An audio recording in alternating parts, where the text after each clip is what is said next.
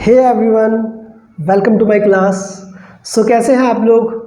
I hope आप बहुत अच्छे होंगे। सो आज सब्जेक्ट जो हम स्टार्ट करने जा रहे हैं वो बहुत ही इंटरेस्टिंग होने वाला है, स्पेशली मेरे साथ। यस, मैं बात कर रहा हूँ क्लास 11 के अकाउंट्स की।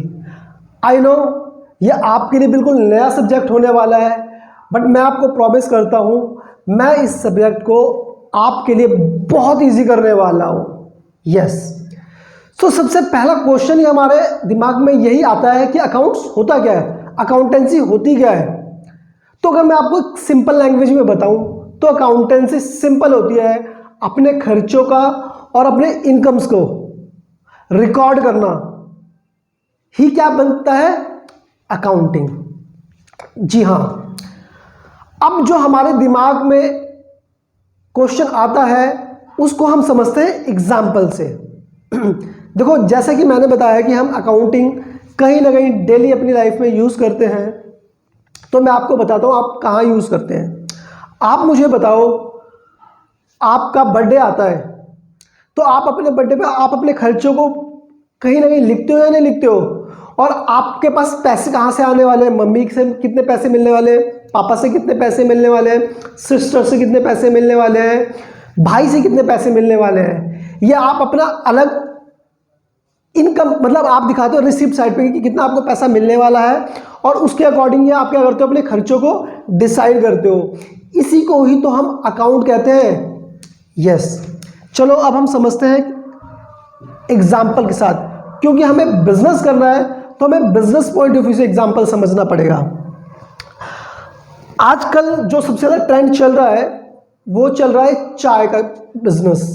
तो मैंने भी सोचा कि चलो चाय के बिजनेस से स्टार्ट करते हैं। जब MBA चाय वाला फेमस हो रहा है, चाय सुट्टा बार फेमस हो रहा है, BBA चाय वाली फेमस हो रही है, CA चाय वाला फेमस हो रहा है, तो क्यों ना हम 10th पास चाय वाले को फेमस करें। जब चाय हमें बनानी है तो हमें क्यों 12th करनी, क्यों MBA करना, सीधा चाय बनाना स्टार्ट करते हैं। यस, सो एक बात बताओ, अगर हम अपना बिजनेस स्टार्ट करेंगे चाय वाला तो हमें उसमें क्या क्या ट्रांजैक्शन होने वाली है। अच्छा चलो, सबसे पहले हम इस एग्जांपल पे आए तो सबसे पहले मैं आपको बता दूं कि हमारे बिजनेस में बहुत सारी फाइनेंशियल ट्रांजैक्शन होती है, उनको याद कर पाना बहुत मुश्किल होता है, इसलिए हमें अकाउंटिंग करनी पड़ती है। अब आप पूछोगे फाइनेंशियल ट्रांजैक्शन क्या होती है। सबसे पहले फाइनेंशियल ट्रांजैक्शन में दो वर्ड आ रहे हैं, फाइनेंशियल एंड ट्रांजैक्शन।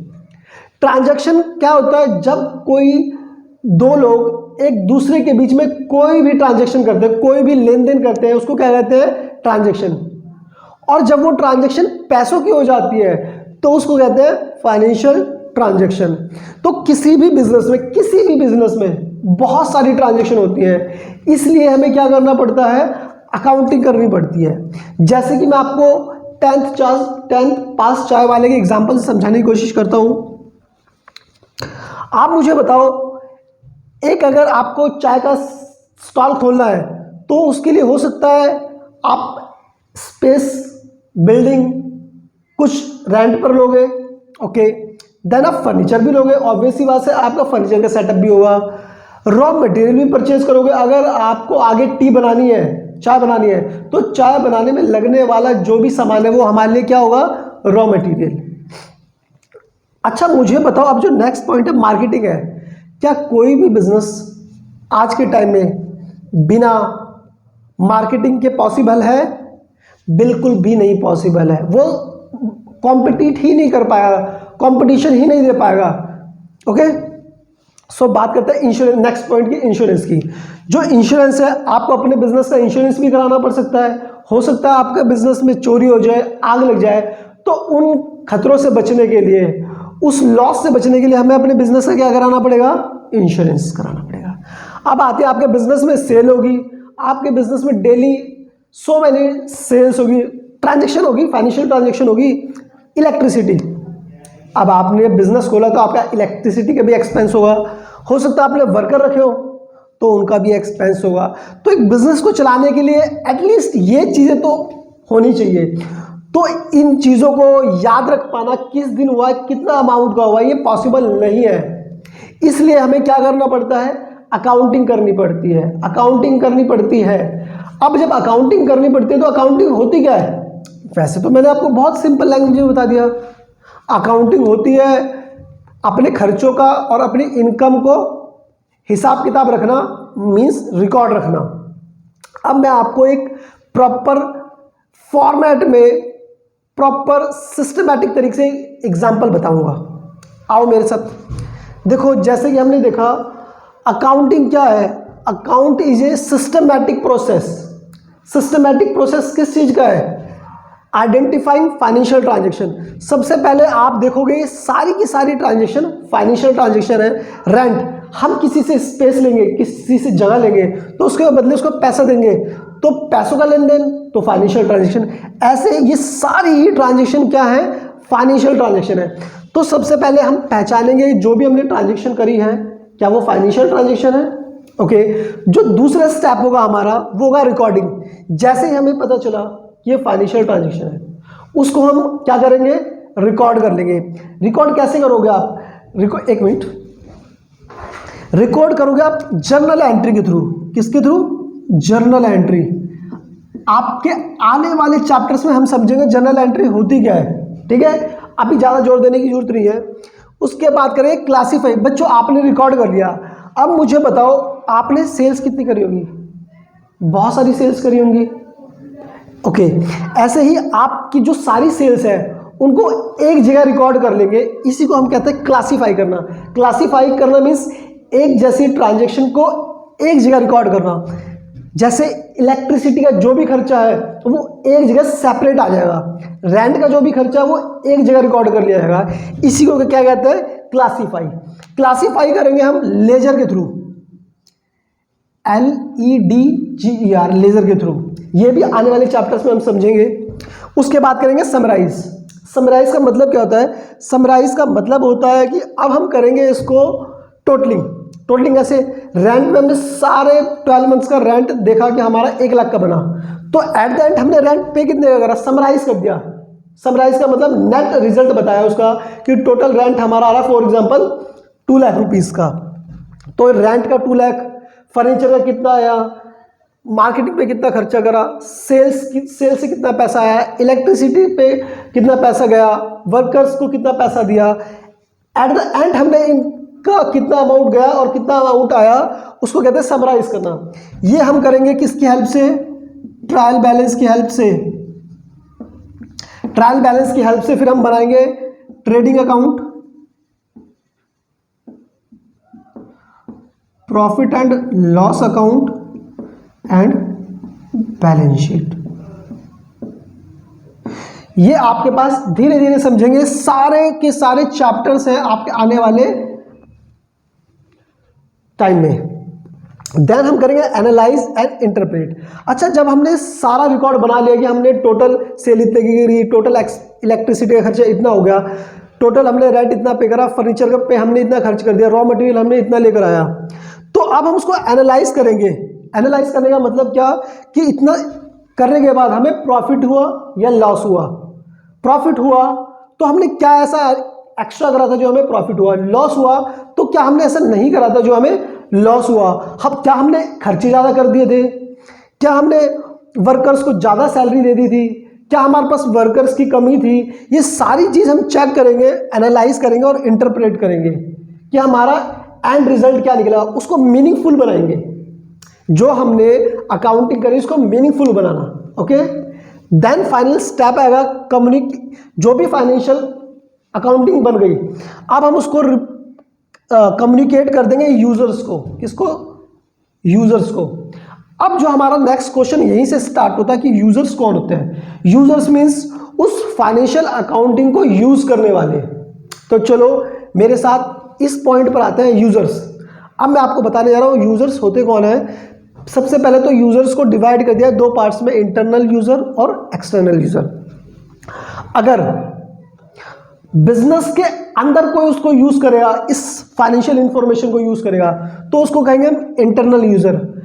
अगर ऑर्गेनाइजेशन के बाहर या बिजनेस के बाहर का कोई पर्सन इस फाइनेंशियल इंफॉर्मेशन को यूज कर रहा है तो उसको हम कहेंगे एक्सटर्नल यूजर।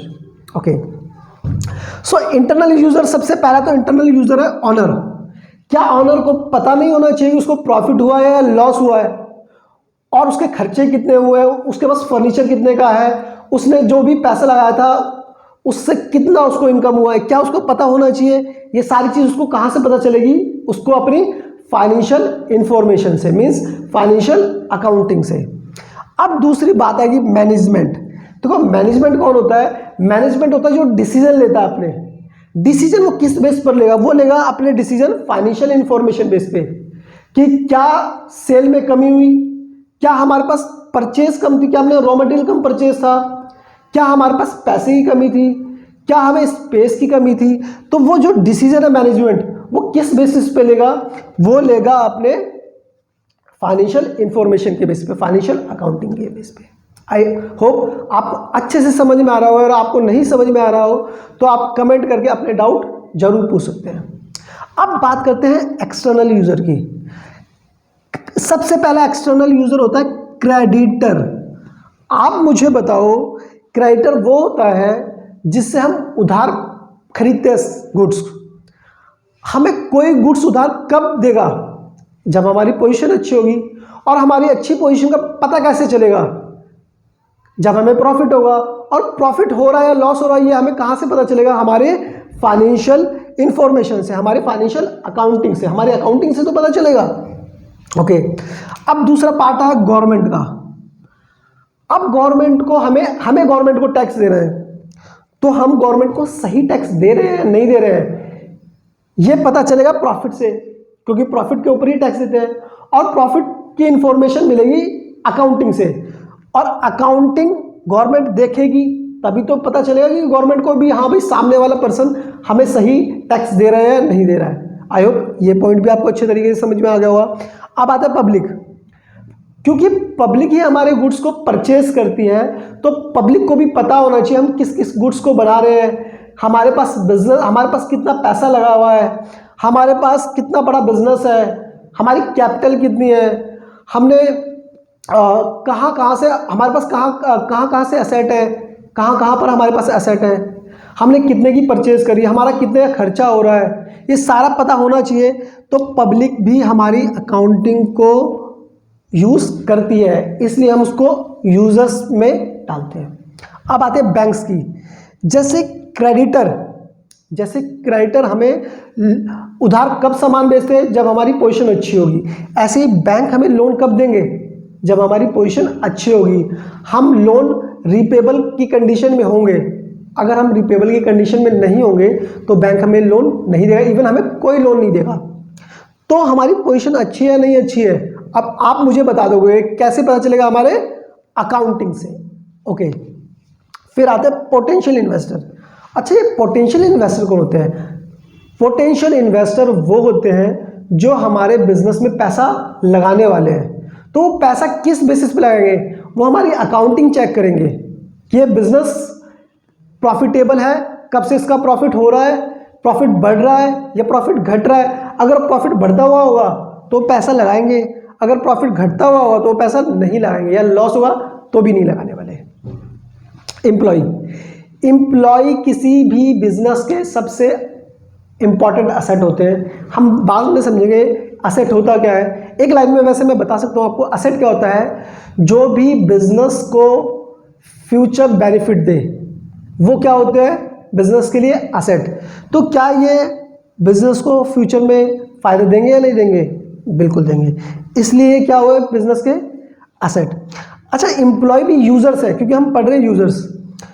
तो एम्प्लॉय को भी अपने बिजनेस के अकाउंटिंग के बारे में पता होना चाहिए कि हमने कितने गुड्स बनाए, कितने सेल हुए, कितना मालिक का पैसा लगा हुआ है, कितना हमने रेंट पे करा है, कितना वर्कर्स को सैलरी में जा रहा है, और नेट कितना बच रहा है। कल को मान लो हमारी बिजनेस की पोजीशन खराब हो जाती है तो हमें पता रहेगा यार हम भी कम सैलरी दे रहा है, तो जेन्युइन रीज़न है कि हमारा प्रॉफिट ही कम चल रहा है। तो इसलिए एम्प्लॉय को भी अकाउंटिंग की इंफॉर्मेशन होनी चाहिए, इसलिए इसको भी यूजर की कैटेगरी में डाला गया। लास्ट में आता है रिसर्च एंड डेवलपमेंट। इसको बड़े ध्यान से समझना बेटा। रिसर्च एंड डेवलपमेंट का को क्यों पता होना चाहिए अकाउंट्स के बारे में, उसका क्या रोल है, उसका क्या लेना देना है, उसका लेना देना है। आप मुझे बताओ, कोई भी बिजनेस बहुत अच्छा चल रहा है, एकदम से उसके प्रोडक्ट की सेल डाउन होने लगती है, इट मीन्स क्या? इट मीन्स लोग उस प्रोडक्ट में कुछ नया चाह रहे हैं, लोगों को कुछ नया चाहिए। कुछ नया चाहिए तो कुछ नया लेकर कौन आएगा? Research and development. आपको पता है आजकल ऑटोमोबाइल इंडस्ट्री में इतना तेजी से रिसर्च एंड डेवलपमेंट होता है कि हर 6 महीने के बाद, हर 3 महीने के बाद कुछ ना कुछ गाड़ियों में, कुछ ना कुछ बाइक्स में हम नया देखने को मिलता है हमें। क्योंकि पुराने वाले प्रोडक्ट से लोग क्या हो जाते हैं? बोर हो जाते हैं, इसलिए उनको चाहिए नया product. Research and development department क्या करेगा? अकाउंटिंग दिखेगा। अगर सेल उनकी बढ़ रही है, इट मीन्स अभी नए प्रोडक्ट की जरूरत नहीं है। बट अगर उनकी सेल डाउन हो रही है, इट मीन्स उन्हें नए प्रोडक्ट बनाना पड़ेगा। अगर उन्होंने नया प्रोडक्ट नहीं बनाया तो उनका बिजनेस ज़्यादा टाइम तक चलने वाला नहीं है। आई होप आपको ये पूरा का पूरा बेसिक कॉन्सेप्ट अच्छे से समझ में आया होगा। अगर आपको हमारी क्लास अच्छे से समझ में आई हो तो हमारे चैनल को सब्सक्राइब करो, शेयर करो, एंड आपके कोई भी डाउट्स हो तो कमेंट करें। Thank you.